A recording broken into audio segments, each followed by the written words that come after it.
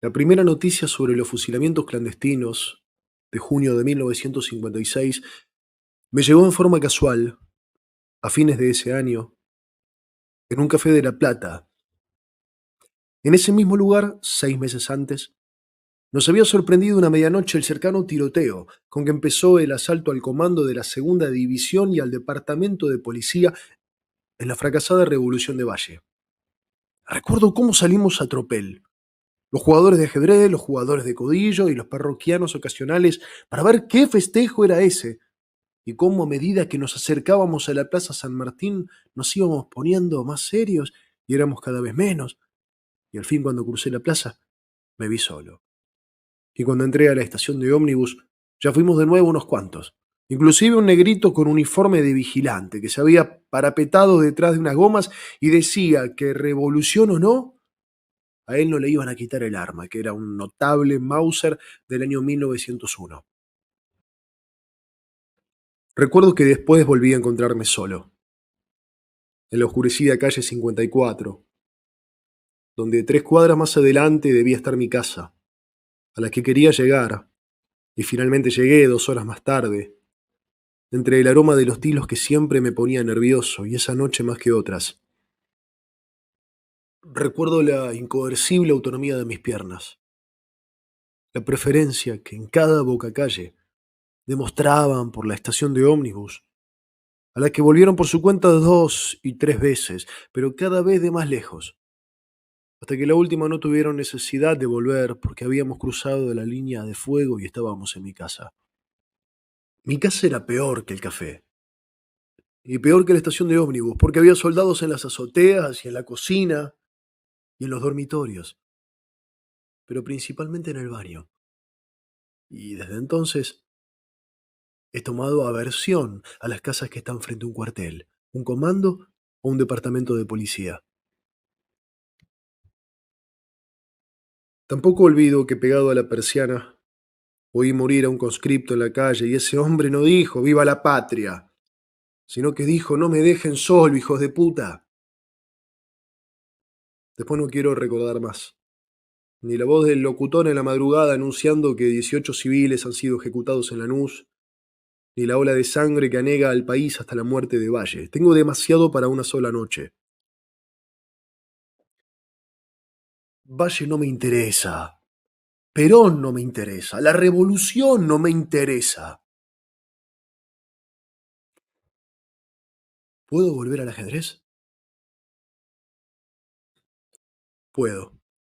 Al ajedrez y a la literatura fantástica que leo, a los cuentos policiales que escribo, a la novela seria que planeo para dentro de algunos años y a otras cosas que hago para ganarme la vida y que llamo periodismo, aunque no es periodismo. La violencia me ha salpicado las paredes. En las ventanas hay agujeros de balas. He visto un coche agujereado y adentro un hombre con los sesos al aire, pero es solamente el azar lo que me ha puesto eso ante los ojos. Pudo ocurrir a 100 kilómetros. Pudo ocurrir cuando yo no estaba. 6 meses más tarde, una noche asfixiante de verano, frente a un vaso de cerveza, un hombre me dice: «Hay un fusilado que vive». No sé qué es lo que consigue atraerme en esa historia difusa, lejana, erizada de improbabilidades. No sé por qué pido hablar con ese hombre, por qué estoy hablando con Juan Carlos Libraga. Pero después sé. Miro esa cara, el agujero en la mejilla, el agujero más grande en la garganta, la boca quebrada y los ojos opacos donde se ha quedado flotando una sombra de muerte. Me siento insultado, como me sentí sin saberlo cuando oí aquel grito desgarrador detrás de la persiana. Libraga me cuenta su historia increíble, y la creo en el acto. Así nace aquella investigación, este libro. La larga noche del 9 de junio vuelve sobre mí.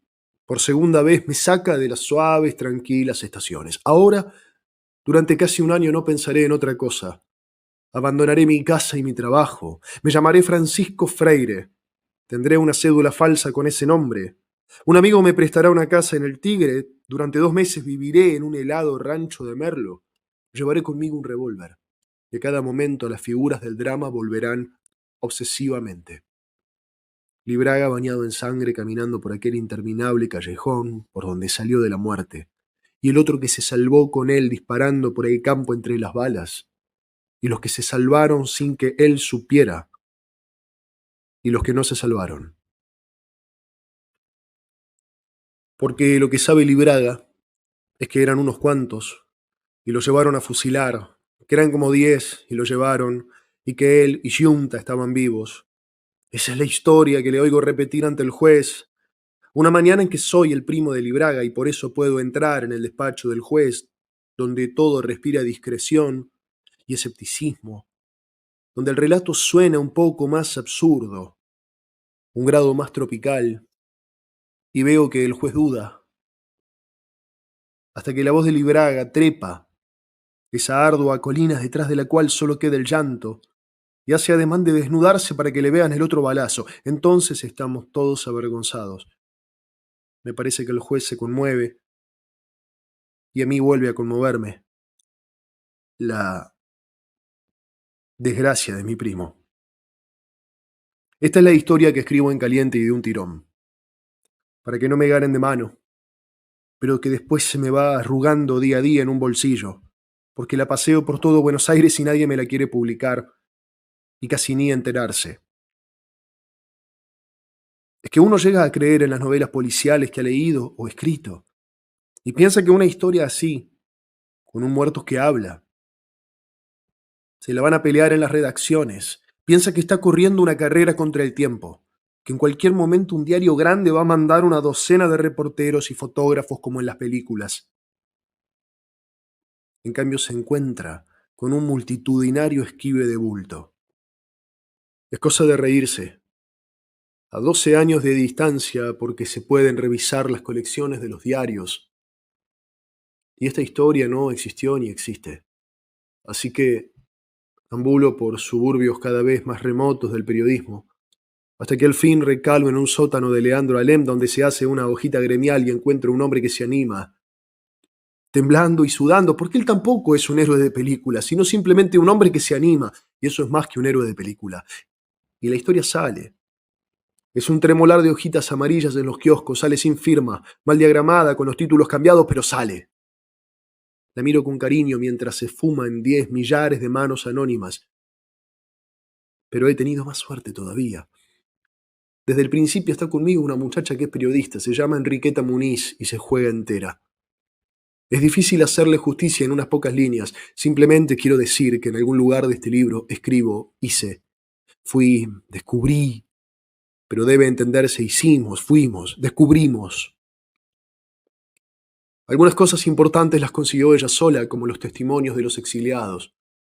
Troxler, Benavides, Gavino. En esa época el mundo no se me presentaba como una serie ordenada de garantías y seguridades, sino más bien como todo lo contrario. En Enriqueta Muniz encontré esa seguridad, valor, inteligencia, que me parecían tan rarificados a mi alrededor. Así que una tarde tomamos el tren a José León Suárez. Llevamos una cámara y un planito a lápiz que nos ha hecho Libraga, un minucioso plano de colectivero con las rutas y los pasos a nivel, una arboleda marcada y una X, que es donde fue la cosa. Caminamos como 8 cuadras por un camino pavimentado. En el atardecer, divisamos esa alta y oscura hilera de eucaliptos, que al ejecutor Rodríguez Moreno le pareció un lugar adecuado al efecto. O sea, al efecto de torturarlos. ¿Se entiende? De tronarlos. Y nos encontramos frente a un mar de latas y espejismos. No es el menor de esos espejismos la idea de que un lugar así no puede estar tan tranquilo, tan silencioso y olvidado bajo el sol que se va a poner, sin que nadie vigile la historia prisionera en la basura cortada por la falsa marea de metales muertos que brillan reflexivamente.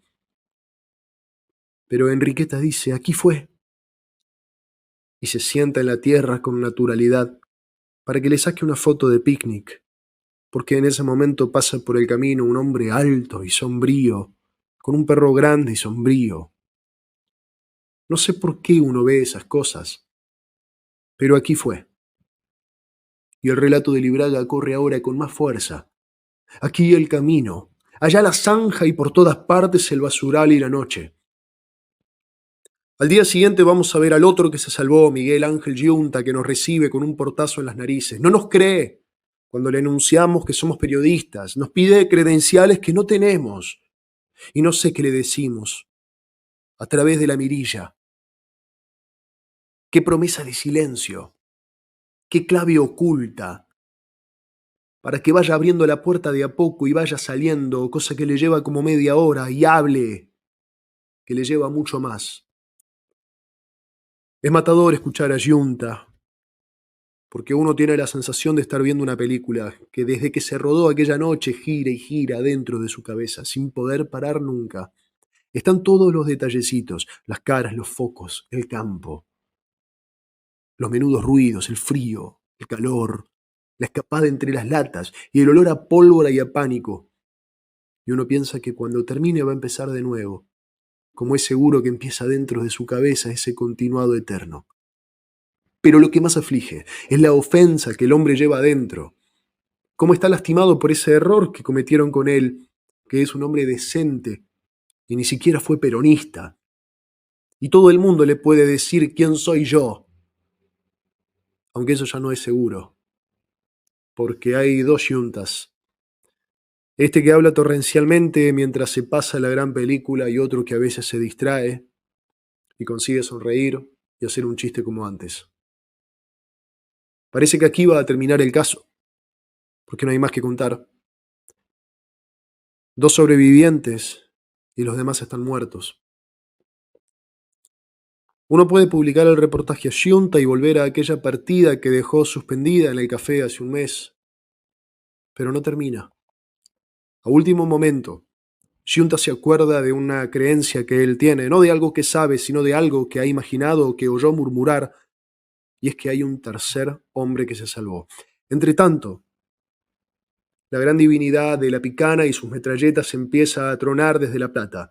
La hojita del reportaje flota en los pasillos de la jefatura de policía y el teniente coronel Fernández Suárez quiere saber qué bochinche es ese.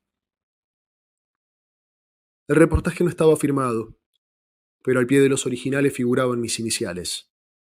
En el diario trabajaba un periodista con las mismas iniciales, aunque a él le tocaron en otro orden, J.W.R.